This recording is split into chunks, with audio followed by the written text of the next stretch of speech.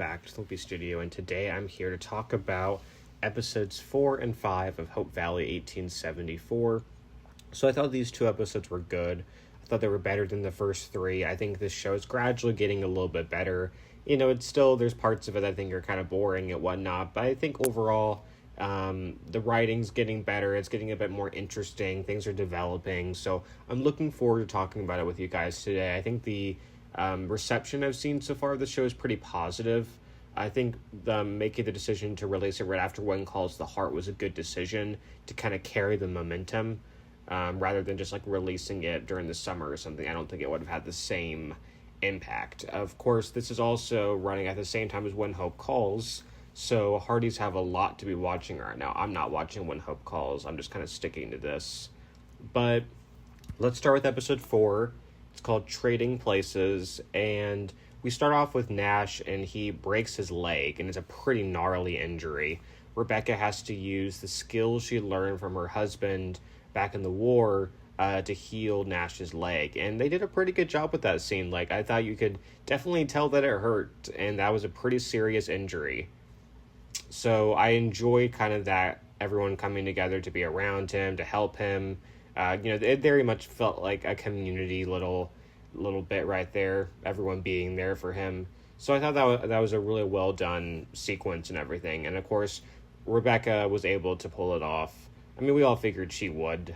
We would be able to heal him. But the scenes with the kids and the goat were pretty funny too. I'm liking what they're doing with the kids. In both of these episodes, they actually have a lot to do. In this episode with the goat, and next episode when they get lost. But I think the three actors who play the kids are really good. And Nash and Peggy are also really cute. I like to see them, supporting each other. It seems like a healthy relationship. It's also nice to see that they're portraying like a guy who really just doesn't want to sit around. He's so used to being like the breadwinner and going out and working for the family, and him being humbled a bit, and that he has to rest. I think that's a good message, because I still think nowadays there's a lot of men who are like that, but especially back then, that was probably a pretty big thing that happened with men. So I like that they kind of wrote that in to show that, it's okay to not be strong all the time. It's okay to be weak. It's okay to need rest. Especially when you break your leg, it's not like you can go out and do anything. That doesn't stop him, we find out later. But we also learn a little bit more about Tom. We find out that he was with a city girl, engaged, I'm pretty sure. I don't fully remember if it said he was engaged or if he was just with her, but basically he's been burned by her. That relationship didn't work out, so he's very much struggling to open his heart up again. But you can sense the sparks. These two episodes I think, really are starting to deliver on those sparks between them. They're kind of getting out of that enemy's territory or at odds, and are kind of moving into more of a friendship with those sparks still flying around. But I liked when they had dinner together, and then they make the deal that she will plow the field if he gives her the lumber she needs to build the boarding house. And she agrees, and he agrees, and Rebecca thinks that this will be easy peasy. She doesn't think it'll be a big deal to plow the field. Hattie and Olivia are trying to tell her that it's going to be more work than she thinks, and she realizes that right off the bat that it is not easy to. I wouldn't be able to. I have no experience in a field like that. I did not grow up in this territory or on a farm or whatever. So, but she's, basically, Tom's there kind of watching, kind of giggling. I mean, he finds it kind of amusing, but by the end he lets her go, and she actually gets most of it done. She perseveres. She continues until it gets dark, and then he comes and tells her to go home. And then she comes back to finish it. But yeah, so they kind of come to a consensus, and now they kind of respect each other a bit more. So I did like that. I thought that was a good transition point for them, to show that they're just getting closer. They're learning to trust each other more. They're developing that friendship more than just them butting heads about the boarding house. So I like their scenes together.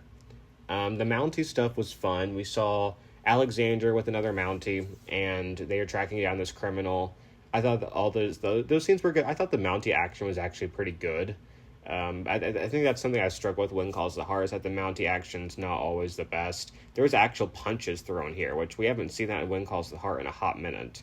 some punches thrown.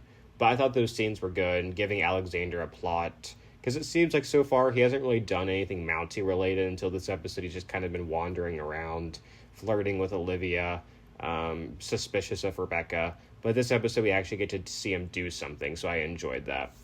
But yeah, this episode, I mean, again, it mostly focuses on Nash hurting his leg. We get some stuff with Rebecca and Tom, and we get some Mountie stuff. So it was overall a good episode. Episode 5 is called Finally Home. And we have this plot with the safe, where Alexander convinces Hattie to get a safe for the trading post. It's a trading post, not a mercantile, but I just think of it as a mercantile, obviously. But she accidentally, or Olivia puts the instructions into the safe. She doesn't want anyone else to find it and open the safe, but Hattie forgets the combination. So Alexander has to recruit someone out by the stream and bring him in to open the safe, and then Olivia just comes in and she remembers the combination.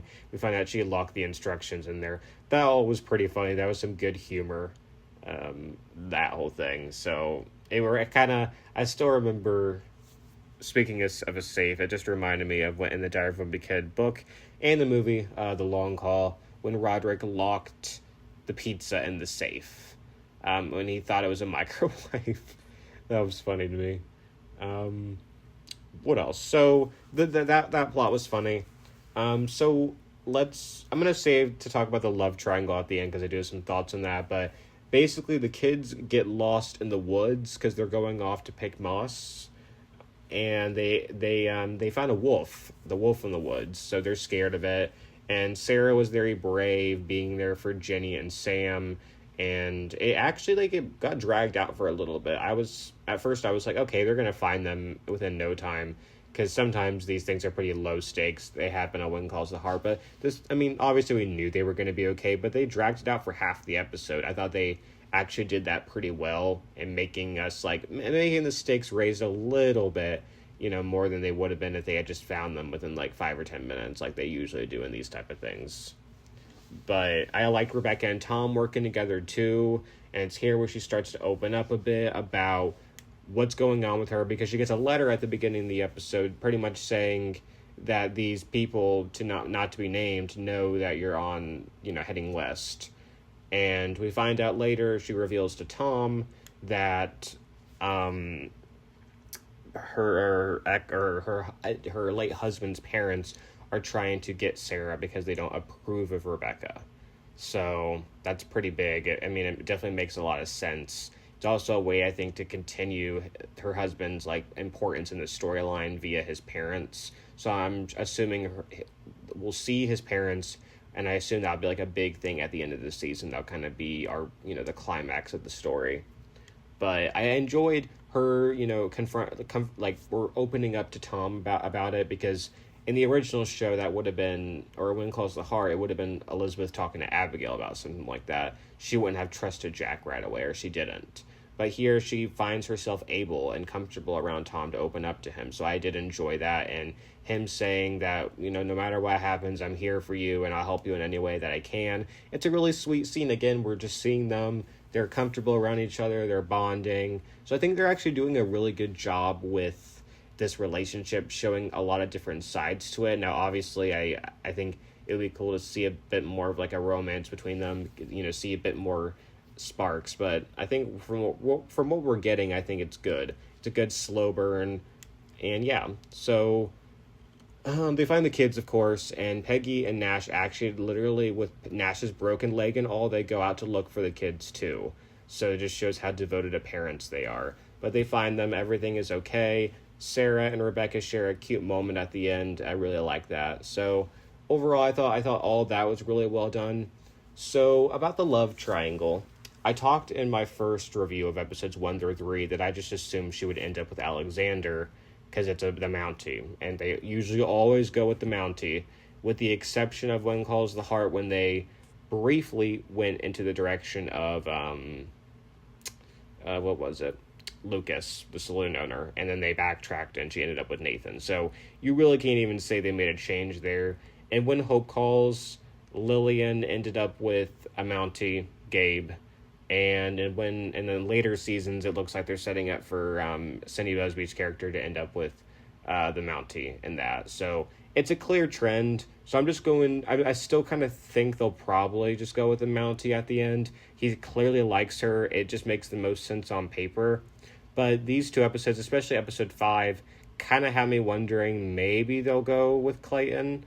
I mean, I feel like we're seeing more actual cute scenes with them, but actual scenes and not just flirtatious greetings. Because I feel like with Alexander and Olivia, we've just really gotten these little cute greetings, but nothing actual substantial. Where with Clayton and Olivia, they had that cute scene where they're working on their project together with the wood, and he shows her how to cut the wood. And there's definitely some sparks there, and she says she wants to stay and watch. So I'm thinking they might go with the Clayton route. It would definitely be the more unlikely choice just because of Hallmark and they love the Mountie romance. But Alexander is a bit suspicious to me, and I have a feeling, because obviously he's suspicious of Rebecca. He asks when he gets back, because he leaves at the end of the episode to go take care of some Mountie business. He asks if he can move in to the boarding house when he gets back, and Rebecca's not sure if it will be ready. And he's polite about it, but you can tell he doesn't trust her and he wants to keep an eye on her.